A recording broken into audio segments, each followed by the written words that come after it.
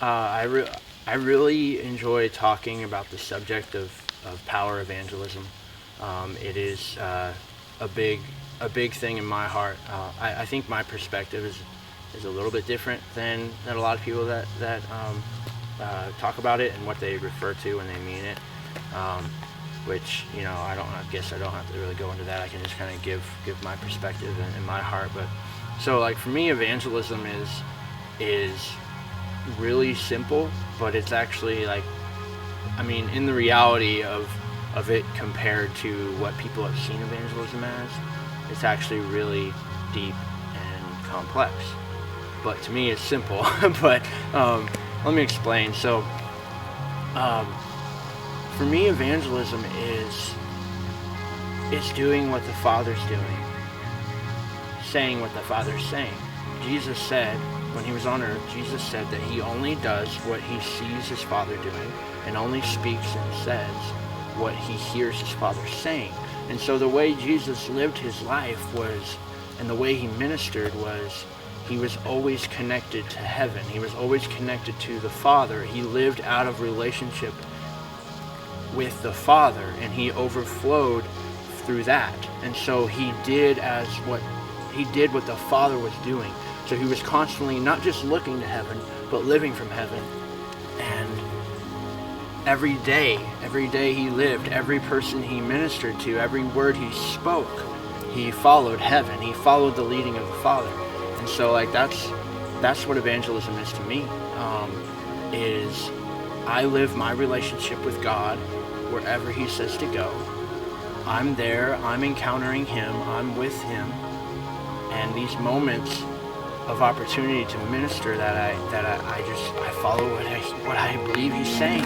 I say what I believe he's saying. He gives me words to say. He gives me things to do. I see it. I see what he's doing and I do it. I hear what he's saying and I say it. And it's not like every single moment is just like, oh, what are you saying right now? What are you saying right now? What are you doing right now? I'm not like, hiding in a corner waiting always, but it's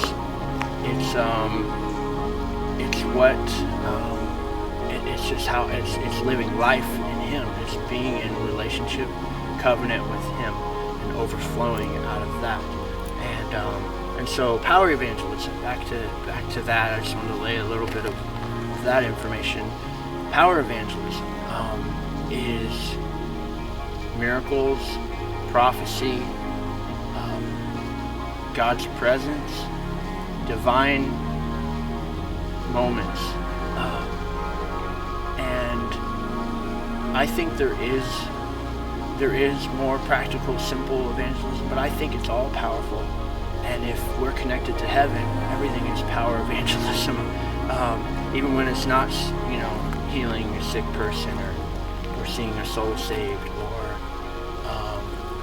having a word of knowledge or some profound prophetic word for somebody.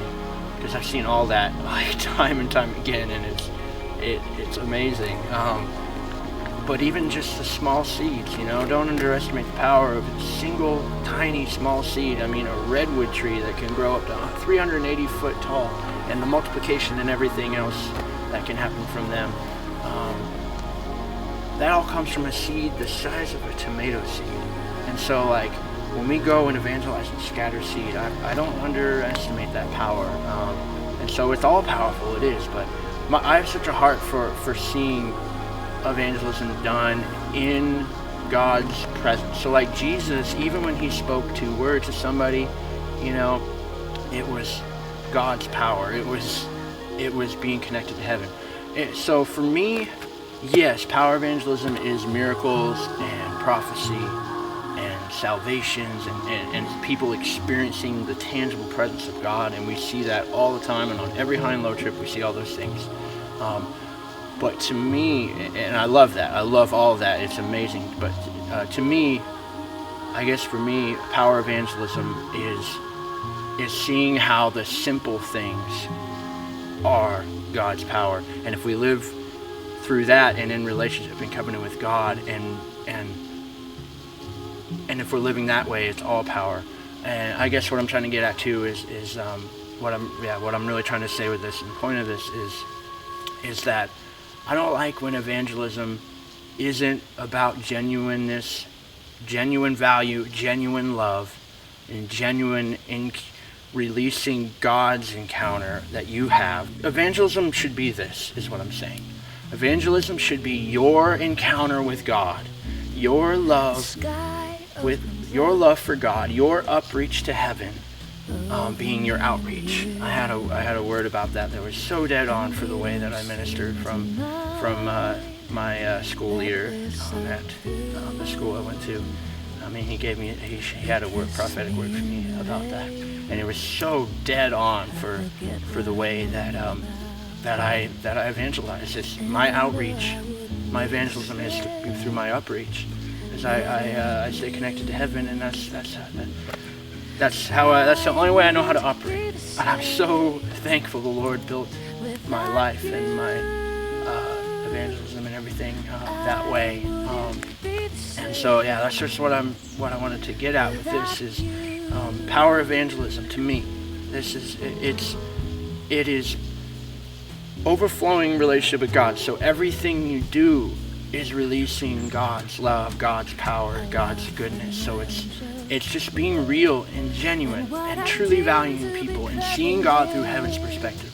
So when we love God and see Him and have intimacy with Him, that's how we see us and who we are and our value and who we're created to be and how He sees us. So the way we see God shows us the way He sees us, and then that shows the way God sees the world and the way we're meant to see the world. And that's the way life's supposed to be built. It's intimacy with God, identity in Him, and destiny, which is your outreach to the world. And so that's what evangelism is. And I don't like when evangelism is not genuine and isn't really about loving and valuing people and really preaching the gospel with God's presence, God's power, God's actual love inside of you. Your encounter with God coming to the world. And instead of it, that's what it's supposed to be. That's the way Jesus lived. That's the way the apostles lived. It's not supposed to just be like, here's this flyer, here's the, 8 points of the gospel, and Jesus did this, or He did that. And it's like, yes, Jesus is amazing. Everything He did is the gospel. But the gospel is supposed to be real. It's supposed to be something that we bring as well. Like I said, not just through healing, miracles, and prophetic words. All that is amazing. I love it. But just the words of God, the gospel. Jesus came to earth, fulfilled the prophecies, died, rose again, and died to save your life and to save you and to change you so you could be born again and free you from sin. That is the gospel. But if we don't present that with God's heart, God's love, and of genuine relationship with God that we overflow from, then it can become just not life-changing. The gospel is life-changing no matter what. But it's a changed life that will present and share the gospel that will change lives. It is. God can use anything. Don't get me wrong. He can use anything. There's all kinds of seeds that can be planted in all kinds of ways. But all I want to say is that I believe power evangelism, which I believe is just being connected to God and ministering that genuineness the way Jesus did. That is evangelism that changes the world. And that's what we see. That's what we see on every high and low mission we've ever done. We've seen lives transformed. We've seen souls saved, bodies healed, radical miracles, radical prophetic words for people, insane, just divine moments, and it's just amazing. So I just love to talk about power evangelism. Like I said, my perspective is a little bit different, but I still have that heart that is, evangelism needs to be in God's power and His genuine love and value for people the way Jesus did. We should have that kind of heart like Jesus where He wept over cities. He wept over Jerusalem. I mean, a lot of people don't hardly ever talk about it, but when Jesus rode the donkey to Jerusalem to die and give His life, He wept over that city. He cried for that city He was about to die for. He wasn't like, oh, you angry sons of, like, He did have some negative words in that thing, but it was because of his heartbreak that this is going to happen to them because of their unreceiving of the gospel, because they didn't receive the gospel. But it says he weeps, which means he sobbed uncontrollably and wept over that city. And that's the kind of love he wants us to have. That's the kind of value he wants us to have. He wants us to weep over people, weep over cities, for them to know him. And then after he arrives to the city, it talks about how he's again speaking about Jerusalem in Matthew, and says, "Oh, how I long to gather you under my wings like a I forget how he words it, but he said, oh, how I long to gather you under my wings like a chick gathers her hens," or whatever. I forget how he worded it exactly, but that's the kind of love he wants us to have. And that's where power is. That's where life transformation is genuine love, genuine connection with God. And I always love talking about this and telling people about this. It's like, if you to live destiny, you want to go and change this world and do amazing things, it's like, what are you giving the world? Are you changed? Do you have what you say you want to give to the world? And that's it. Like, Jesus is the dream. He is everything. He is love. He is peace. I am so fulfilled in him.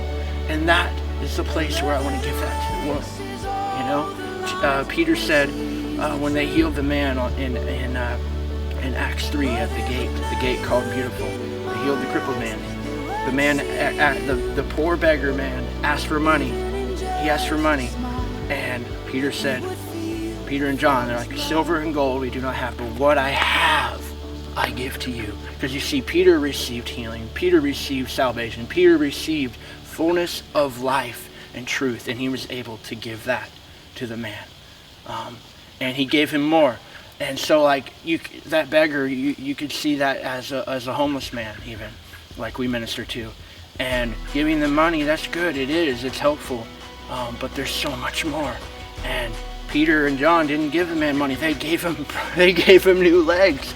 And he said, silver and gold I do not have, but what I have, that's what I'm trying to get at.